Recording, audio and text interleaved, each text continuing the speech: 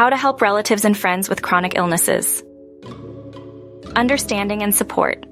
Helping relatives and friends suffering from chronic pain. Do you have a relative, friend, or acquaintance who, whether working or not, due to their health problems, complains and talks about the pain they experience, how they suffer, and how difficult their life has become? You see, the years go by, and this person continues to talk about how much they hurt, because they have now become trapped in this way of life.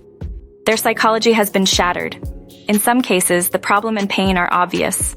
In other cases, however, they are not, making it difficult for you to discern their pain. On the other hand, you are tired of hearing them. Maybe you endured it for the first few months or the first 2 years. You might have shown some small or great sympathy back then, but now you can't stand it. You don't care. Maybe you never cared from the beginning. Perhaps you couldn't stand it from the start, because after all, you have your own problems to think about, right? Who has the time and space to listen to others complain and talk about how much they suffer? Especially if it is something that is not visible, like some illnesses where you see the other person suffering and deteriorating both from the illness and the treatments. The effects are very obvious, but still, even with obvious signs, what can you do? You have your own problems too. Unfortunately, only if you find yourself in their position might you understand them. And I hope you never do. Okay, you don't have to feel bad because you don't hurt, you don't hunger. You might think, so many people live with diabetes, with this or that. The other person exaggerates to be lazy. Especially if they are not working and say they can't because they are in pain, but there are no visible signs of their suffering. They exaggerate to get our attention. You might even be jealous that this person stays home all day while you work hard and run around with a ton of responsibilities. Well, what can I do about it, brother? How much misery can I endure? My friend, you have been right too. But for you to be near someone who is in pain is not accidental. It is a life lesson for you as much as it is for them. That is why I am mentioning all the following to you. To help you see and understand another perspective on how to view all this that is happening. And maybe, just maybe if you want, to show you how to help the friend, relative, or acquaintance who is suffering. Unfortunately, most doctors fail to diagnose the root of the problem and why someone is in pain. Because they don't care to heal, because they only care about money, because they stick to the old-fashioned teachings they learned when they studied.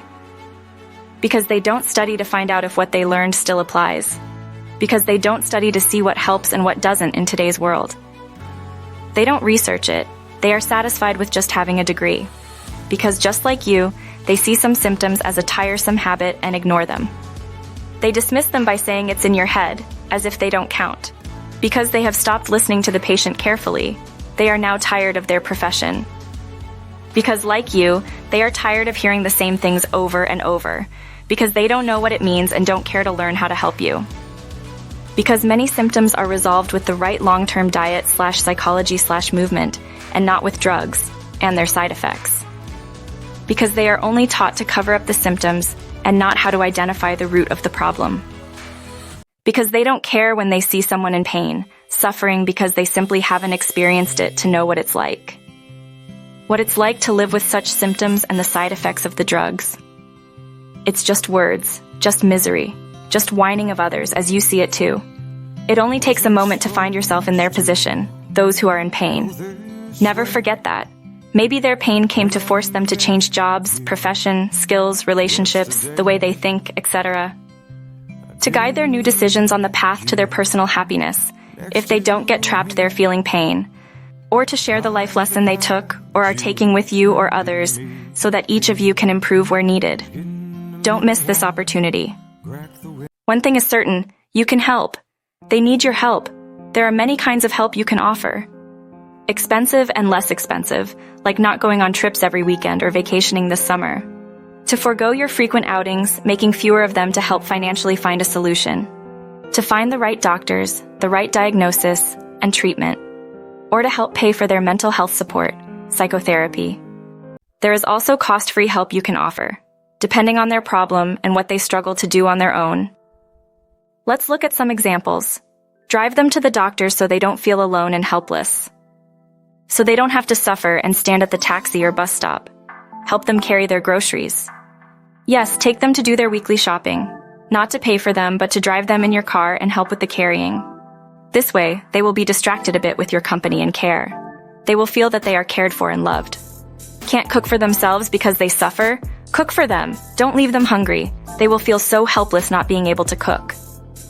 Do not allow yourself to vent in front of them, making them feel like a burden. Vent at home. Vent by going out for a run or exercising in some way.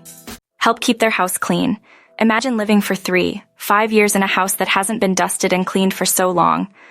Help keep the house well maintained. They stay locked inside the house. That's what they look at for hours, so imagine seeing it in such a state. How much it pains and despairs them. Put them in the car and take them for a drive to see the city, nature, the sea. Whatever they like and lifts their spirits. Most cannot go out alone because they are in pain. They feel fear if they faint, if this or that happens and they are alone. Who will help them then, and how will they go back home? Take them for a safe, relaxing drive that doesn't aggravate the symptoms. Keep them company. Tell jokes. Watch funny videos. Play board games or Uno or do puzzles. If the symptoms are such that they cause pain or fear and they don't dare to walk, resulting in the risk of developing other health problems from too much sitting, help. With small walks around the neighborhood or some form of exercise that doesn't aggravate the symptoms. Help them not to gain weight from inactivity and poor diet because they can't cook and go out shopping. Obesity will create serious health problems, as will inactivity. Help them find a hobby so they are not constantly thinking about the pain. Teach them to visualize and imagine getting better. There are many books on this topic, as well as videos. Take them to the library, if they love reading, to borrow many books to spend their hours pleasantly and travel through the pages of the books with the heroes of each story. There are many more depending on what each person likes. In any case, offer meaningful help in some way, even just an hour or two per week. Both you and the other person will improve as individuals this way.